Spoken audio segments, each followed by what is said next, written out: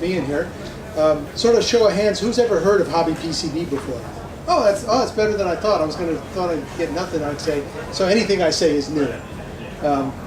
We're a small company. We started off making just printed circuit boards and kits and things, but we sort of expanded into radios as we've gotten along. Last year at Dayton, we introduced our rs-hfiq, which is a 80 to 10 meter 5-watt SDR. It's a sound card based device, so it uses the sound card to digitize the I and Q signals and runs off-the-shelf software. The radio was developed using a Kickstarter campaign, which was fully funded, and we built about 400 units, and we've sold about 300 of that. But we've discovered that in the setup of a software-defined radio that uses sound card, it can be fairly complicated, confusing for people to use. There's a lot of drivers to get working together, and it seems like every single installation is slightly different, and Windows will push an update and nothing will work anymore. So it's been a real drawback.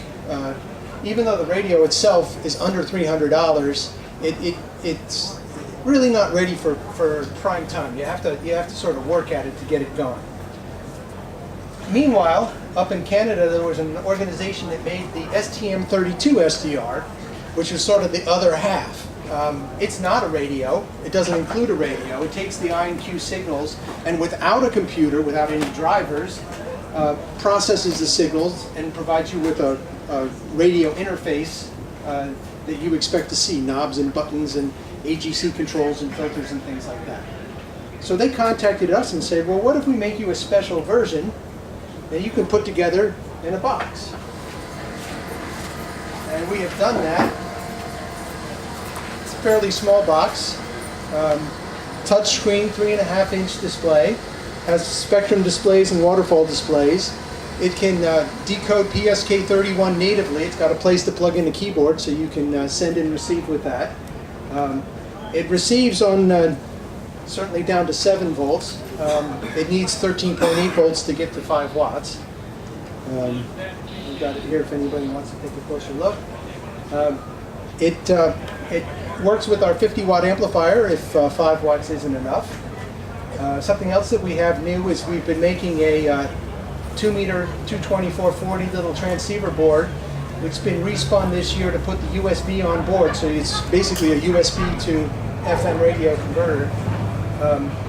Those get used for like high altitude balloonings, beacons. There's one on a CubeSat orbiting the Earth right now.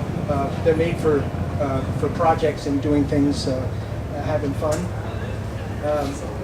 We also have our radio that I talked about up front is now supported by the Pi SDR, which is made in Greece. It has a Raspberry Pi on the bottom and a special A to D converter board on the top, and it also eliminates all the cabling issues. It plugs right directly into our radio, and it becomes an Ethernet-based power SDR client, which means that you don't have to be in the same place as the radio. It can be anywhere, and you can operate the radio.